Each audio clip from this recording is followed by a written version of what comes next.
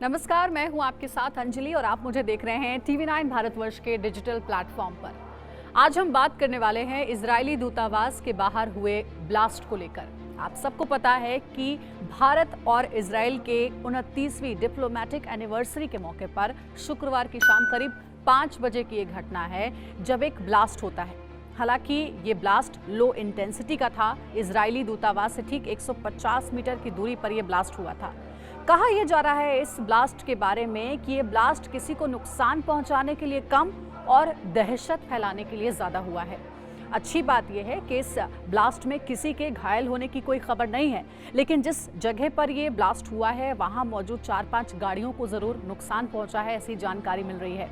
Low intensity का ये blast था। जो जांच हुई है उसमें ये पता चला है कि ब्लास्ट में अमोनियम नाइट्रेट का इस्तेमाल हुआ था।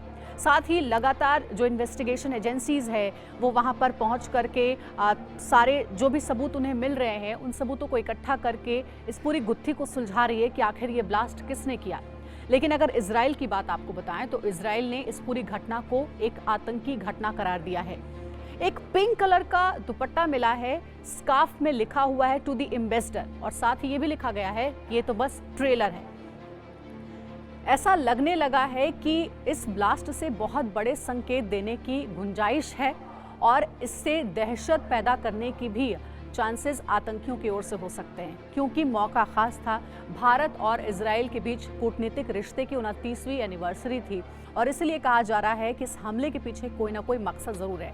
जो जांच चल रही है उसमें पता चला है कि एक कैब से 2 लोग उतरे थे और अब उस कैब ड्राइवर की तलाश की जा रही है, उससे कांटेक्ट करने की कोशिश की जा रही है जिससे कि पूछताछ में उन 2 लोगों के स्केच को बनाया जा सके, उन 2 लोगों तक पहुंचा जा सके जो शायद इस ब्लास्ट के पीछे हो सकते हैं। ये भी हो सकता है कि इस ब्लास्ट के पीछे का मास्टरमाइंड कोई और है। चिंता तब और ज्यादा बढ़ जाती है जब भारत में इजरायली दूतावास के बाहर जो ब्लास्ट हुआ है उसके ठीक बाद पेरिस में भी इजरायली दूतावास के बाहर संदिग्ध वस्तु मिली है और उसके बाद इजरायल ने एक्शन ये लिया है कि इजरायल ने जितने भी दुनिया भर में इजरायल की दूतावास है उसे सील कर दिया है।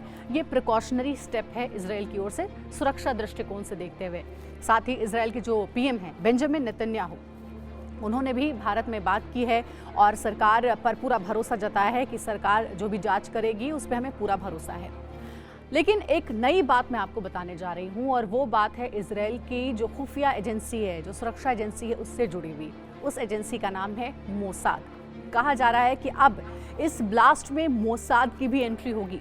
भारत की जो खुफिया एजेंसी है उसका नाम है रॉ और रॉ की तरह इजरायल की जो खुफिया एजेंसी है उसका नाम है मोसाद और मोसाद दुनिया भर में किलिंग मशीन के नाम से मशहूर है। मोसाद के बारे में हम ज़रूरी बातें आपको बताएंगे कि मोसाद को आखिर क्यों किलिंग मशीन कहा जाता है, कि दुनिया में किलिंग मशीन के नाम से मशहूर मोसाद इजरायल की खुफिया एजेंसी है और माना यह जा रहा है कि मोसाद की एक टीम जांच के लिए दिल्ली आएगी और ये पता लगाएगी कि क्या वाकई इस घटना के पीछे, इस ब्लास्ट के पीछे आतंकियों का ही हाथ है। ये घटना है दिसंबर 1949 की, जब मोसाद की भूमिका का दावा उस दौरान किया गया था जब आपको याद होगा कि मीडिया रिपोर्ट्स में ईरान के शीर्ष वैज्ञानिक फाखरीजादे की हत्या हुई थी और उसमें मोसाद की भूमिका का दावा किया गया था।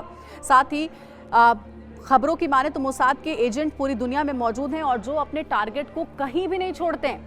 खबरें तो ऐसी भी है कि मोसाद के एजेंट ऐसे होते हैं जो कि घर में घुस करके आतंकियों को, उन दहशतगर्दों को मार गिराते हैं जो इजरायल की तरफ बुरी निगाहें डालते हैं।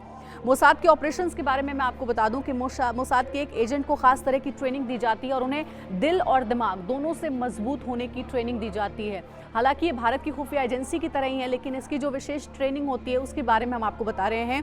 मोसाद ने वैसे तो कई ऑपरेशंस को अंजाम दिया है, लेकिन खास तौर पर ऑपरेशन एटेम्बे के लिए मोसाद को याद किया जाता है। ऑपरेशन एटेम्बे में मोसाद ने बहुत बड़ी भूमिका निभाई थी। 1976 में युगांडा के एक हवाई अड्डे पर मोसाद ने 54 नागरिकों को आतंकवादियों के चंगुल से छुड़ाया था और तब से ही मोसाद का लोहा पूरी दुनिया मानती है। और सिर्फ इतना ही नहीं, 1972 में मोसाद, जो कि इजरायल की खुफिया एजेंसी है, ऑपरेशन रॉथ ऑफ गॉड को अंजाम दिया था। 1972 की बात है, म्यूनिख ओलंपिक के दौरान इजरायल ओलंपिक टीम के 11 खिलाड़ियों को होटल में मार गिराया गया था और ब्लैक सितंबर और फिलिस्तीन लिबरेशन ऑर्गेनाइजेशन ने इस हमले का आरोप लगा और उसके बाद मोसाद ने पूरी दुनिया में छिपे अपने सभी टारगेट्स को ढूंढ निकाला था और अपने खिलाड़ियों की मौत का बदला लिया था। जो इजराइल के खिलाड़ियों को मौत के घाट उतार दिया गया था, 11 खिलाड़ियों को, उन खिलाड़ियों की मौत का बदला लिया था दुनिया भर में फैले मोसाद के एजेंट्स ने और आखिरकार उस दहशतगर्द को मार गिराया गया था जिसने ये खौफनाक साजिश रची थी।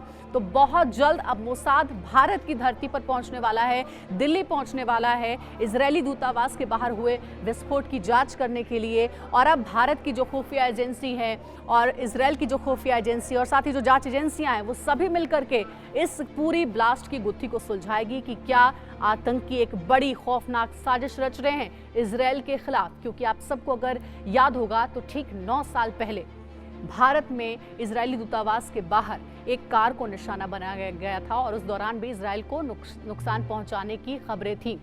हालांकि उस दौरान जो है वो मोसाद भी पहुंची थी और मोसाद ने पूरी जो इन्वेस्टिगेशन को अंजाम दिया था और उसमें सफलतापूर्वक बहुत सारी चीज़ें सामने भी आई थी। लेकिन नरेंद्र मोदी, प्रधानमंत्री नरेंद्र मोदी के कार्यकाल में पहली बार राजधानी दिल्ली में इस तरीके का ब्लास्ट हुआ है और इसलिए भारत सरकार भी इसे बहुत चुनौतीपूर्ण तरीके से ले रही है।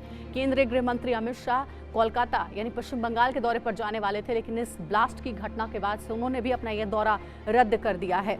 आगे भी इस बड़ी खबर पर लगातार हमारी नजर बनी रहेगी। हर छोटी बड़ी अपडेट आप तक सबसे पहले पहुंचाएंगे। फिलहाल इस वीडियो में इतना ही। बाकी तमाम बड़ी खबरों के लिए आप देखते रहिए TV9 भारत।